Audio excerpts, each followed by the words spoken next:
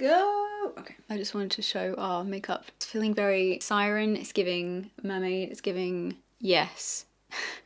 Hello everybody, welcome back to DissociaDID. This is a channel where we raise awareness about and destigmatise dissociative identity disorder and other trauma-related disorders. Today we're going to be talking to you about our journey to diagnosis. We were first diagnosed in 2017 and we've been on a long therapy journey with multiple specialists in dissociative identity disorder and trauma-informed care since then. Before we even get into anything, I want to share a disclaimer. We are not doctors, psychiatrists, we are the patients. We're sharing our story so that people can learn what one experience of journeying towards diagnosis with DID can look like. This is our personal experience. It won't be reflective of every DID system. We can only tell you about our own journey. We may in future remember more things as amnesia shifts, forget other things, or recover additional context, all of which could change the way we perceive what happened.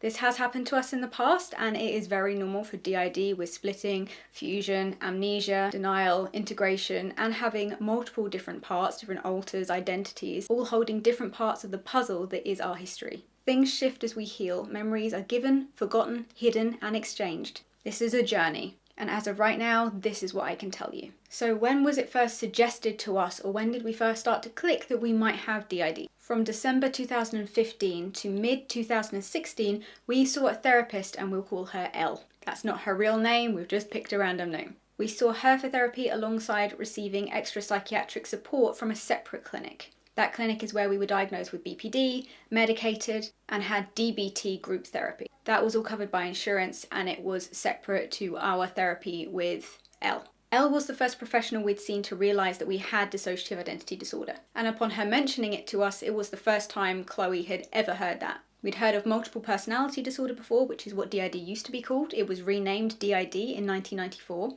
but we knew very little about it. Over the year that she saw us, before she ever mentioned DID, she considered psychosis. This was dismissed after a closer consideration of our symptoms. A lot of people with DID get diagnosed first with something like psychosis or schizophrenia. That's not unusual, before then arriving at an accurate diagnosis of DID. DID is much less known and much less common than those disorders, so it makes sense that people will go to those first before realising, oh, you don't actually fit the criteria for that. What you do fit the criteria for is DID. When she told Chloe that she thought that we were suffering from dissociative identity disorder, and Chloe was like, what's that? And she said, used to be multiple personality disorder. Chloe burst out laughing in her face. My name is Kaya and I used to be Chloe, so I have these memories. Chloe fused with Nina, our sexual protector, to make Nin, and then Nin fused with Kyle to create me, Kaya. So I have all her memories. I remember experiencing this from multiple different alters perspectives. I remember feeling like the laugh had been forced out of my chest. That was how forceful it was. And looking back, I know that that wasn't fully Chloe's reaction. We told her that there was no way we had anything like that. Or Chloe told her that there was no way that she had anything like that. Chloe at that time was our host and was completely unaware before this. Very shortly after that session, one of us stepped in and made sure we stopped going to therapy with her. To avoid suspicion about why the system was withdrawing from her very shortly after she suggested this, we told her that we were trying to focus on our exams and just didn't have time for therapy. As Chloe, my awareness and memory of this happening came and went. As Chloe, at the time I wasn't aware this was happening, but gatekeepers and other alters in our system were trying to keep that memory from me and keep us unaware, and to avoid seeking further help from somebody who might reduce their amnesia and let the host know, hey, you actually have DID. Even when I could remember it as Chloe. I only had access to it when it was necessary for me to remember. For example, with conversations with people who knew, for example, the people who paid for our therapy. Even when I had the memory, Chloe was in complete denial. Afterwards, the memory would then become inaccessible to the host again, along with any recollection of those conversations taking place. This is just one way that gatekeepers and other alters can control memory and utilise both co-fronting and co-consciousness to make sure that both external people in the system's life and the host themselves remains unaware of the DID and unaware of the amnesia. However, our mental health continued to deteriorate dramatically after this. It wasn't good in the first place, but it took a dramatic dip in the months before attending university for the first time, which was right after this. Around this time frame, there was an increase in self-harm and unaliving attempts, some of which left us hospitalised. For example, here is an email from Elle to the university admissions department in regards to extenuating circumstances around one of the college exams, which had happened while this was taking place. Additionally, we then started to experience seizures. Although we didn't know what was causing it at the time, alters like Gregory, taking front, having flashbacks and reliving trauma, while Chloe was experiencing amnesia and denial, resulted in fits, which we now know is NES, or non-epileptic seizures, after being referred for tests by our GP. To read from the Mind website, which is a UK mental health charity, in some cases, we will unconsciously hide or repress the memory of traumatic experiences. These memories may remain hidden and we may never remember the events that happened. For some people, the memories of these painful past events can suddenly come up or intrude into their thoughts or awareness. Dissociative seizures can happen as a cut-off mechanism to prevent bad memories being relived. The person splits off or dissociates from their feelings about the experience because it is too difficult to cope with. The seizure happens because of their emotional reaction causing a physical effect. Dissociative seizures are like the body's way of drowning out a frightening or painful memory so that it doesn't enter into our thoughts. We're currently on a waiting list for some more neurological exams to understand exactly how this is going on, and that was all referred by our GP. These non-epileptic or potentially dissociative seizures were witnessed by our family, our friends, paramedics, and GP nurses. These seizures started very soon after the therapist suggested DID to Chloe, and suddenly the system was working overtime to try and bury that. The seizures continued well into university and became more severe as the system turned inwards on itself. Some alters in the system wanted to be known, whereas others were doing everything they could to keep amnesia in place and make sure the host stayed unaware. They wanted to keep the DID a secret. Chloe, as the host, was caught in the crossfire along with the body itself. Because of this, we decided to try therapy one more time before going to uni. We didn't have much time left before we would move. We found a new therapist and she was unfamiliar with DID. Jade, while masking as Chloe, let her know about what the previous therapist, what did I call her? Elle, had said about us potentially having a dissociative disorder or a dissociative identity disorder.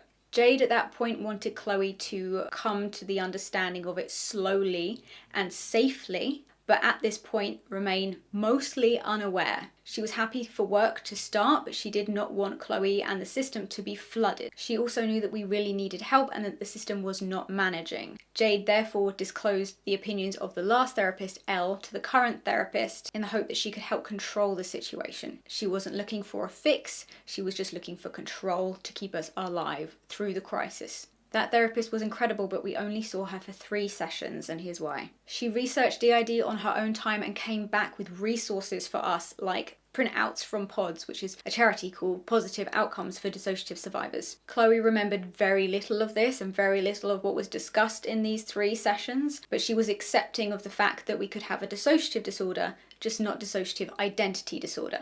However, in our 3rd session, art supplies were laid out for us. A little fronted in the session and drew a picture of herself along with writing down a name. When Chloe fronted again, she reacted very badly, she panicked completely, and denial and amnesia came down so fast and so intensely like a wall. For a few years, she actually forgot that we saw this therapist at all. There have been times as well over the last few years that even I forgot. Even though I'm fine with that now, I'm very aware that we have DID. Because it caused such stress and was traumatic and frightening for Chloe, that makes sense. As I am now in the role of the host, sometimes memories get jiggled around and it can be a little bit unpredictable. Unsurprisingly, after this therapist going into complete denial and having amnesia come down very strongly, and other members in the system pushing her away from this information and pushing her away from wanting to go back, we did not return to that therapist, and we then went to university. Chloe was convinced that all our issues would be solved when we went to university, the dissociation, the depression, the anxiety, because we would then have our first taste of independence. We would be moving away from the small town that we were raised in and lived in all our life, and moving away from all the people who had been there our whole life. She was very wrong. We can talk more in detail about this in another video, how we reacted being away for the first time from our abuse and our abusers, and the people who were actively harming us. The system no longer had abusers to protect us from, and that meant that alters suddenly didn't need to fulfill those roles anymore. They had options to do other things with their time and didn't know what they were supposed to be doing now. Everybody had a different reason for what they did next. Everything was fine for the first month or so. After that, Chloe would lose full days of time with having no idea where we'd been or who we'd been with. Our friends didn't know where we were or where we'd been. We were missing meetings and appointments. We tried to organise meeting therapists for the first time. We would get on a bus to go into town for this first appointment and then find that we had somehow lost that time. It just felt like there was a gap. We were there and then we weren't. We were walking around town 3 hours later, and upon checking emails, calls, etc., we had never been to that appointment and had missed it. We had no idea where we'd been for those 3 hours, and it felt completely out of our control.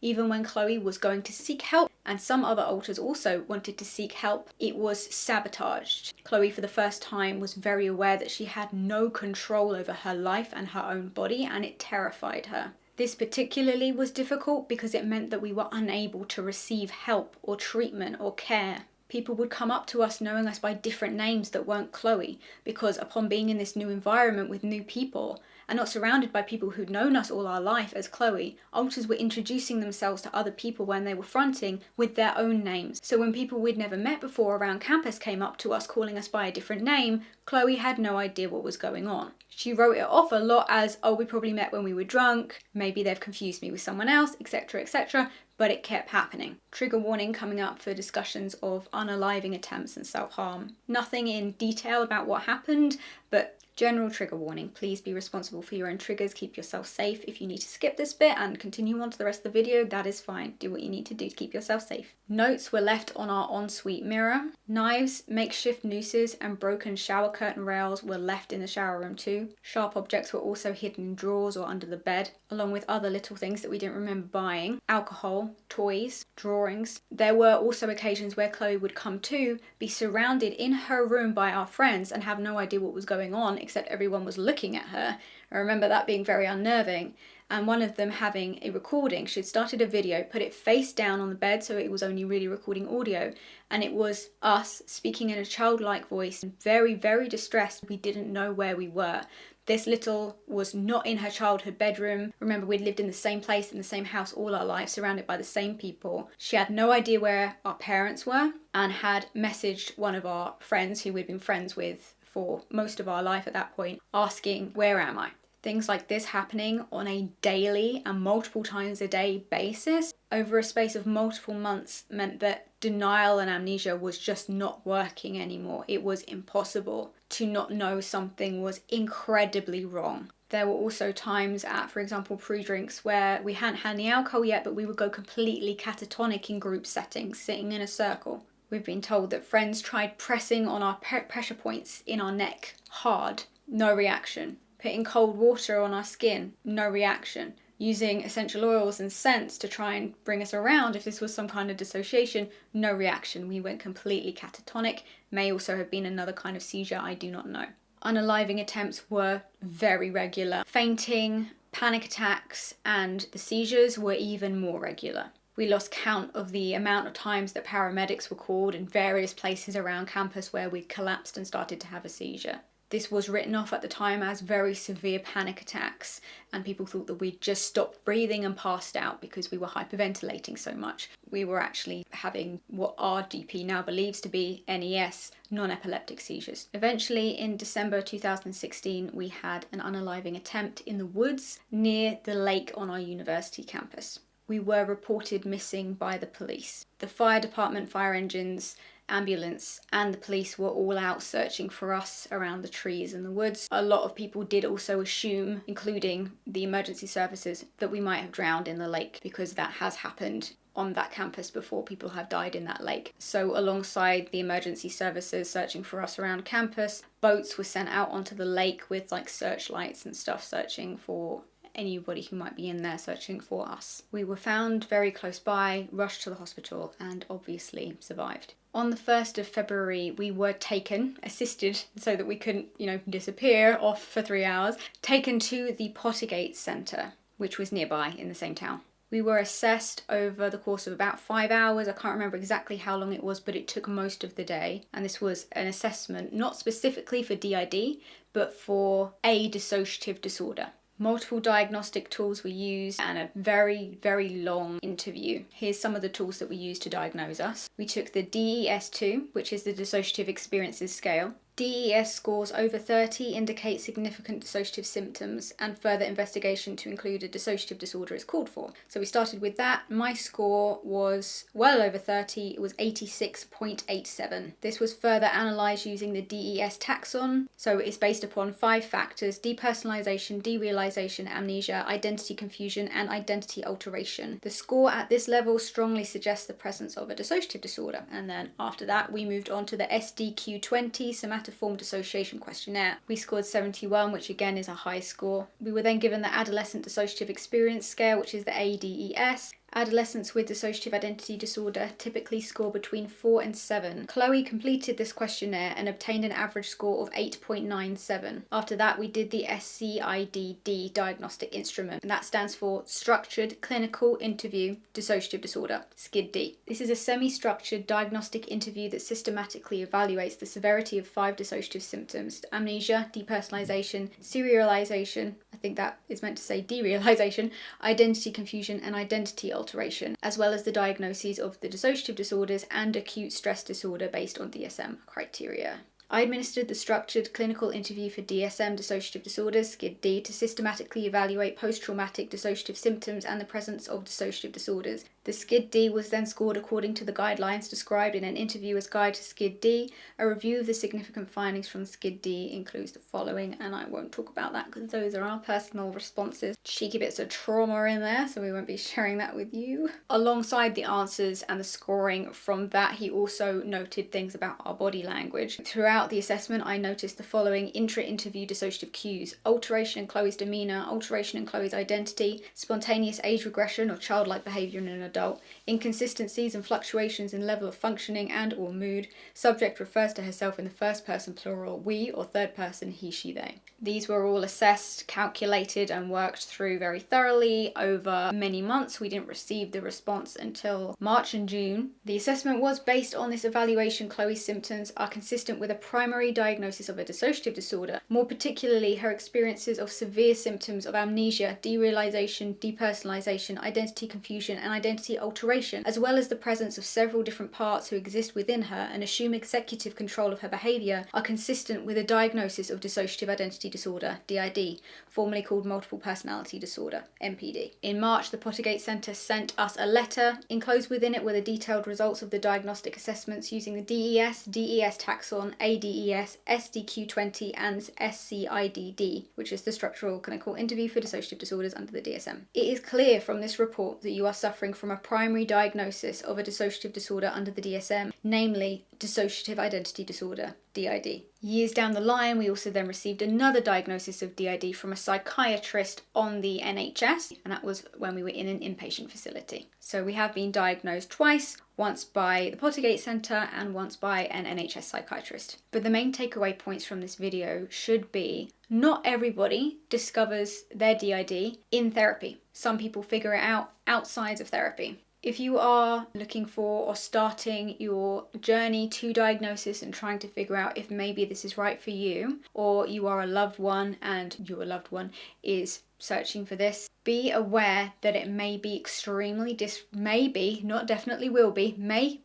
extremely dysregulating for that system. Be prepared to support them, be prepared for amnesia, be prepared for frustration, confusion, and be careful. If you have a patient that you suspect to have DID and try to tell them, be aware that some of the system may try to sabotage the host becoming aware of that. That could be things like pretending there's technical issues and hanging up the phone, not returning to therapy, or just the host having complete amnesia about you giving any of this information. We know this from obviously our own experiences, but also we are in a very unique position to be able to see and interact with not only a lot of professionals because of the work that we do, but also a lot of systems themselves and researchers who are in the community. Also, please know that there is no shame in believing that you have DID and then finding out that either you were given the wrong diagnosis or more information has come to light that steers you in another direction. If you do get a diagnosis of DID, know that it is not the end of the world. Yes, the road ahead will be difficult, but it's always been difficult.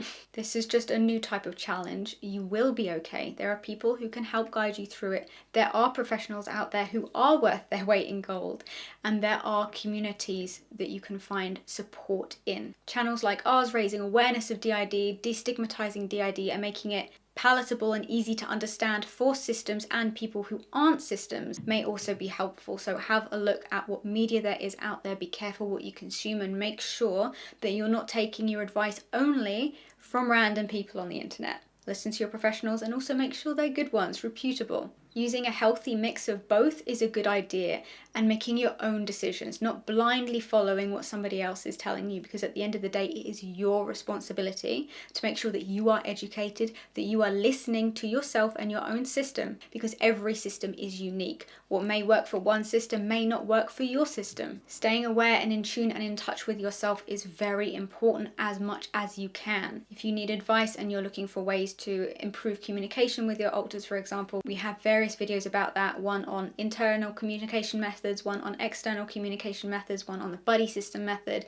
We have lots of advice on the channel, so we would recommend you going and having a look at what videos we do have. We also have educational videos that are primarily for providing access to information which has been created by professionals. And you can find that under our Debunking DID playlist, which debunks all the stigma that surrounds DID and the inaccurate representations. Every single study that we use is linked in the description so that you can then go and do your own research rather than just relying on what we tell you. But we do try our best to make sure that everything we share is accurate and as up to date as possible. But again, we are the patients. We try to be educated and informed, but we are not professionals. We're just doing our best to make a positive difference in the world and try and do what we wish we had access to when we were starting our journey and could not find anything. So if this helps you and what we make helps you, then I am really, really glad. If it's not for you, that is okay too. We're not going to be for everybody. But there are other sources out there, and I hope that you will keep looking until you find something that does work for you. And know that there is no shame in being wrong. That is okay. This stuff is confusing. It is complex. Just don't give up on trying to find answers for yourself. Your healing is worth it. You are worth it. And you can get better and heal in a way that works for you, and you deserve that. Even if it feels completely impossible and there is no light at the end of the tunnel, I promise you it will change. We are currently fighting for justice in court, and if you would like to support us in being able to afford legal fees for our lawyers, please donate to or share our Crowd Justice fundraiser, which is crowdjustice.com/case/dissociated. If you'd like to know why we are in court and fighting for justice, we have a playlist called What Happened to Dissociated, which explains everything. If you would like to see more from us and the other videos that we mentioned that we might make, or get to know our system, or any of this was interesting or helpful to you at all, please subscribe, like, comment, share the video, and help boost that engagement so that other people can see this, and hopefully it will be able to help more people. The more people we reach, the more people may find some kind of solace in what we make. So thank you very much for watching. We hope that you have a lovely day. Take care of yourself, practice your grounding skills, know that you are worth everything and that we are rooting for you. Whatever goal you're trying to achieve at the moment, you can do it, and we can't wait to see you succeed. Lots of love, everybody. Bye.